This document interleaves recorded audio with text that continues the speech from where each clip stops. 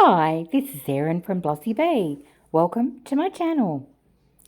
The plan for this video is to create some cheese knives using handle moulds and a blade kit from Art Junkie. I'm also going to acknowledge and commemorate International Missing Children's Day, which is today, the 25th of May. And I'm going to incorporate the forget-me-not flower, the symbol for this important day, into my final pieces for this video. So stay tuned to the end. These are the moulds I'm going to be using today, and I purchased them from Art Junkie, and you can watch me unboxing them in this video. Now, I watched Michelle from Glitz and Glitter make these moulds, and I loved the technique she used. And this is the video that I'm talking about. And she used a technique, I think she calls it a crackle technique. So that's what I'm aiming for. I'm using River Art Resin, deep pour, and I'm using Pearl X mica powder in Aztec Gold. And I'm adding in a reasonable amount of this. From what I could see from Michelle's video, it's relying on heavier pigments falling through lighter resin. Now, I did want to just adjust the colour a little bit from this bright gold, so I'm just going to use some Anko pigment powder in a sort of a darker bronze colour, just to tone that down a little bit. When I'm happy with that colour, I'm going to pour clear into the bottom of each of the moulds, then this pigmented colour, and then finishing off with a little bit of clear again. Now, I mentioned that it is International Missing Children's Day, May the 25th, 2025. I wanted to tell you a little bit about it because I think it's a really important day. It's a day where people around the world commemorate the missing children who've found their way home, remember those who've been victims of crime, and continue efforts to find those who are still missing. The symbol for International Missing Children's Day is the forget-me-not flower. The observance of May 25th as Missing Children's Day began in the United States in 1983. 25th of May marks the anniversary of when 6-year-old Ethan Patz disappeared from a New York street corner on his way to school on the 25th of May 1979. Ethan's story received national coverage as his father, a photographer, circulated black and white pictures of his missing son to media outlets. His father's efforts to inform the public led to recognition of the need for new initiatives and a commitment to reunite missing children with their families. It's very sad that a tragedy like this happened, but how wonderful that his father went on to show us the way in spreading awareness of missing children. Now, time to demould. And I didn't have gloves on, and I'm sorry, I quickly popped some on, and I hate them. I absolutely am so disappointed with these pieces. I just don't think I did them justice at all. I think that the technique I tried to use has created horrible blotchy marks in them, and I'm just so disappointed.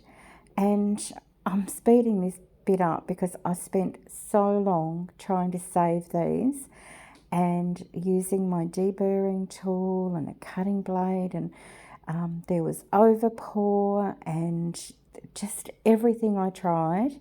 I couldn't get them to a point where I could feel proud of them. So I just had to make the decision that I would scrap them, and literally that's what they will become, scrap. They'll fill up another resin piece and they'll go on to lead a happy life. not as cheese knife handles. So what I decide to do is I decide to weigh them, and that will give me a really good idea of how much I need to make another set. I'm going to use the same deep pour river art resin, which is a 2-to-1 epoxy resin. It's beautifully clear and bubble free, and I'm using a pigment, I'll put the details above, that I think will give just such a lovely colouring all the way through. And while I'm mixing, I'm just scraping down the sides as well to make sure that everything's blended in. And now I'm just going to decant the larger cups into some smaller paper cups so that I can pinch a little pouring spout, so I can be very careful and very accurate. Because there was some overspill on the previous ones, I want to spend quite a lot of time making sure that that doesn't happen with this one. The Australian Federal Police are the agency that keep track of missing young people and children in Australia, and in 2021 they revealed that 34,000 young people were reported missing to police. Most children who are reported missing are found safe and well within 24 hours, but for those who aren't, what follows can be months, years, or even a lifetime of heartbreak and confusion for their families. And around the world, it's estimated that over 1 million young people are reported missing every year. As individuals, professionals, and organisations, we all have a responsibility to protect our children, with the thought that together we can help bring them home.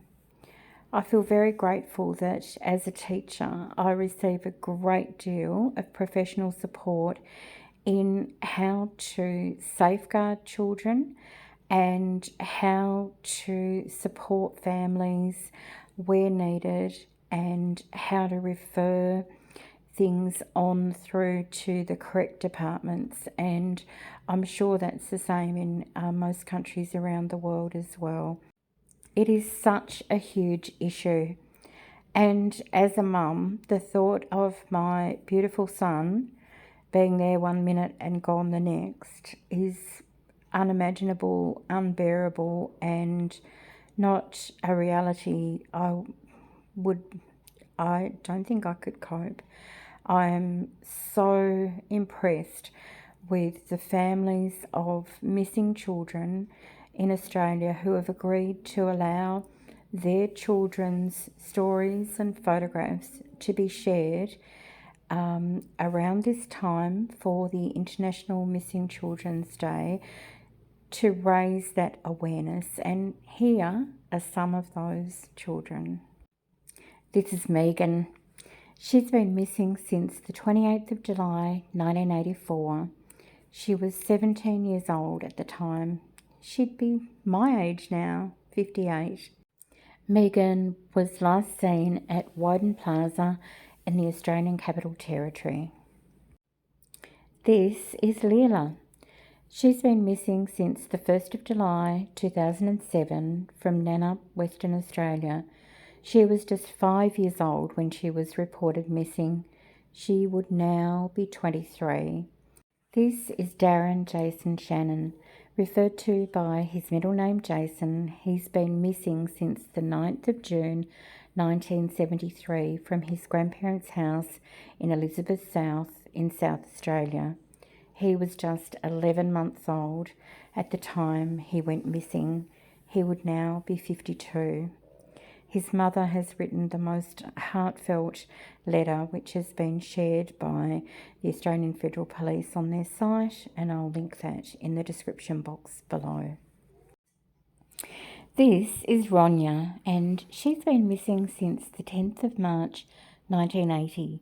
She was last seen at her home in Molly, Northern Territory. She was just 16 years old when she was last seen, and she would now be 61. And this is Eve. Eve has been missing since the 16th of November 1991 from Fitzgerald, which is near Medina in my own home state of Tasmania. She was just 14 years old at the time that she went missing. She would now be 47. Thank you so much to these brave families who've shared these images and stories about their loved ones, and I can only hope that at some point in the future they can receive some closure. The unknown must be just unbearable. If you ever have any information about a missing person, these are the contact details in Australia, and you would have similar in your own country. Whatever you see or hear, no matter how small or insignificant, could be the missing piece to a puzzle to bring closure to a family. I'm so grateful that we live in this era where we can share information like this and really shrink the world down so that we can learn from different countries and different experiences and hopefully have a happier outcome for the future. So I've finished the pouring phase of my second lot of moulds, and I did have a little bit of resin left over, and I'm using a cute little beehive mould here, but I discover I don't have enough. So you'll see me just popping in some unwanted glass beads in the hope that that will raise the level up to the correct height in the mould and that they won't be detected after demoulding. And finally, it's time to see if I have redeemed myself. So, firstly, I'm demoulding this beehive, and that's fast forwarded because it took me probably 5 minutes. And it's so pretty, but I can see some of the beads through there. I'm not unhappy about it though. I think it adds to it. And I'm just hoping that these ones are better than the previous set. And my first glimpse of them as they come out the mould is that, yes, they are. They are much cleaner and tidier. The colour goes all the way through and is super pretty. And I just can't really see any cleaning up to do much at all. So, oh gosh, this felt like such a long make. The time between the first and the second make was many weeks because I just was really upset about it, and I sat them to the side and I just didn't feel like going any further with them. But I'm glad I did because this is what we end up with. Oh, I love these little cheese ones. How cute are they? I'm loving everything about them, and I think that they will look great with the blades, but of course until I get those in I won't know. It's the first time I've ever made anything like this, and yeah, so it's very exciting. After letting these continue to cure for a couple of days, it's time to get out the knife blades and hardware that I purchased at the same time as the moulds. Now I bought 2 sets of these, and just a reminder, if you would like to watch me unboxing these, this is the video you're looking for, and I do give you all the prices and the information you need there as well. So, how do I choose which blade to put into which handle? That was the big question. So I just decided to have a bit of a play and see what fits, what looks good, what might look pretty, and yeah, once I've settled on a home for the blades, I then use a 2-part epoxy glue to fill in the little hole in the poured piece that then the little cap sits in, and then the blade sits in as well. And then that is going to secure them permanently and be very safe. I don't really like this product that I'm using, which is why I'm not telling you a lot about it.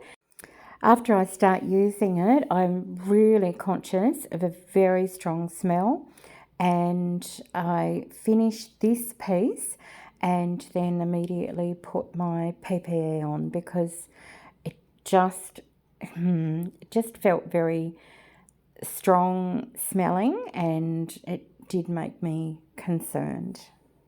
I was pleasantly surprised at how easy it was to apply the hardware to these cast pieces, and I'm sort of wondering why I haven't done something like this before. I've seen others make things like pens and shelves and things like that, and now I'm thinking, oh, I could do that.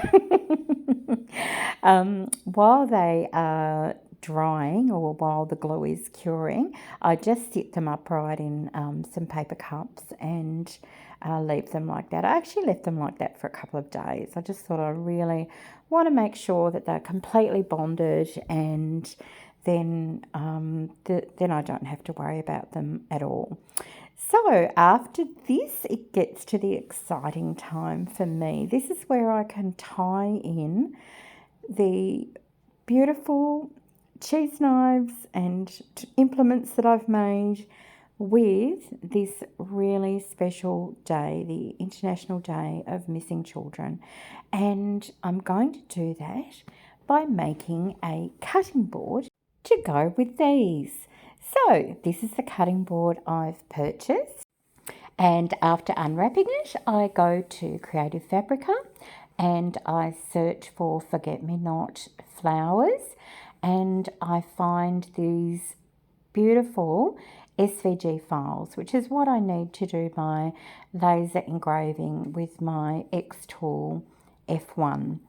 So this particular image I've decided that I'm going to use down on the bottom left of the board, and so here I am placing the board under the X-Tool laser and then sending that through, and it's very fast. Like, I have sped this up, but it only took a couple of minutes. And after it did its first pass, I had a look and I thought, I'd like that to be a little bit darker. So all you do is you pop the screen down and redo that, and it goes exactly the same over, and then you get a darker look. And I was really happy with that. Beautiful forget-me-not flowers.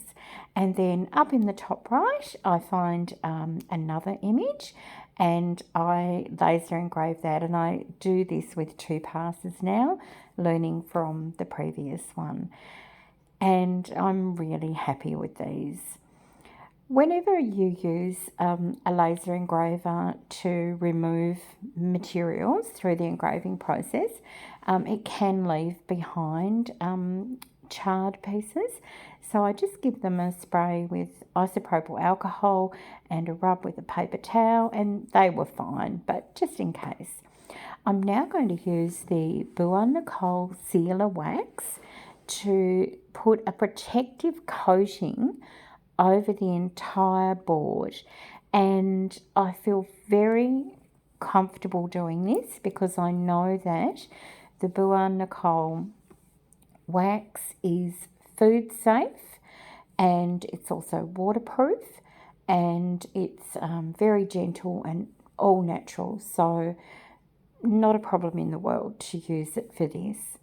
And then after I have got that all worked in, I'm just going to use a really soft cloth to buff any excess off and to make sure it's all rubbed in and nice and sealed and shiny. Stay watching until the end and you can see all the pieces together. Thank you so much for spending this time with me. I really appreciate your company. And thank you for allowing me to share some information about the International Missing Children's Day, which is today. And I've put lots of links in the description box, not only for things that I've used during this video, but information about missing children and links to some of the stories that I mentioned as well. If you found this video at all inspiring or helpful, I would love it if you could consider subscribing. It's free and it definitely will help me build my channel, and feel free to share as well. I'm looking forward to seeing you in the next video. Bye for now.